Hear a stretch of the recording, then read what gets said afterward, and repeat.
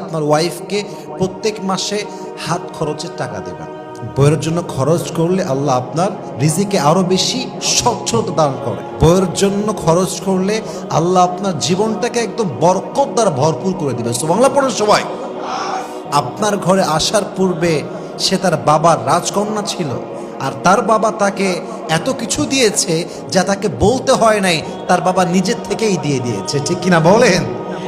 একজন ওয়াইফ আপনার কাছে অনেক কিছু চাইবে না, ও চাইতে পারবে না। সমাজ, বাস্তবতা, সোসাইটি, কালচার, সিচুয়েশন অনেক কিছু বুঝে সে আপনার কাছে অনেক কিছু চাইবে না। আপনি আপনার সাধ্য অনুযায়ী আপনার ওয়াইফকে প্রত্যেক মাসে হাত খরচের টাকা দেবেন। কম হোক, বেশি হোক, মিডিয়াম হোক, as much as you can provide. যা আছে তা দিবেন। 1000 দিবেন, 2000 দিবেন, বড় লোক আপনি 10,000 দিবেন। হাত খরচের টাকা দিবেন, তার দরকার আছে। এটা অনেক সময় আপনার দেওয়া হাত খরচের টাকা ওয়াইফ জমায় রাখবে এবং সেই টাকা দিয়ে আপনার ওয়াইফ আপনার বিপদে সাহায্য করবে। এটা নামই হচ্ছে ওয়াইফ। ঠিক কিনা বলেন? একটা কথা আপনারা রিয়েলাইজ করেছেন কিনা দেখেন, আমরা জাস্ট নামে বলি যে বউ হচ্ছে আমাদের জীবনের সবচেয়ে বেশি জ্বালা। আমরা নামে বলি যে বউ হচ্ছে আমার জীবনে সবচাইতে বিরক্তিকর জিনিস, কিন্তু বাস্তবতা হচ্ছে এটা জাস্ট মুখের কথা।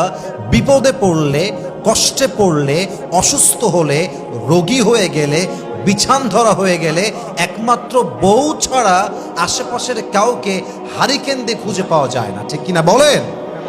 তা আপনি যদি আপনার ওয়াইফকে হাত খরচের টাকা দেন, এটা আপনার জন্যও লাভ, তার জন্যও লাভ। কখন কোথায় লাগবে, কেমনে লাগবে, এটা কে জানে। অতএব ব্যক্তিত্ব বোধ হচ্ছে দিবেন। আচ্ছা, আমি বলছি না লাখ টাকা দিবেন, আমি বলছি দেন, 1000 দেন, 2000 দেন, বাট তাকে একটা হাত খরচ দিবেন।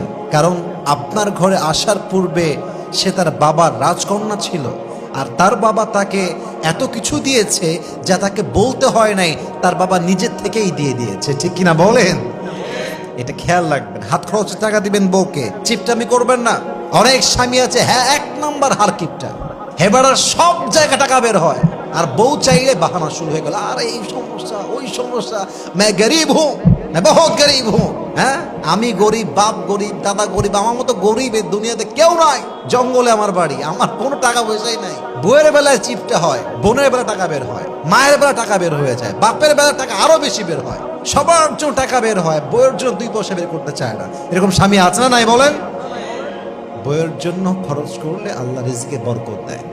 বইয়ের জন্য খরচ করলে আল্লাহ আপনার রিজিকে আরো বেশি স্বচ্ছতা দান করে। বইয়ের জন্য খরচ করলে আল্লাহ আপনার জীবনটাকে একদম বরকত দ্বারা ভরপুর করে দিবে। সুবহানাল্লাহ পড়ুন সবাই। এর জন্য বউকে হাত খরচ দিবেন।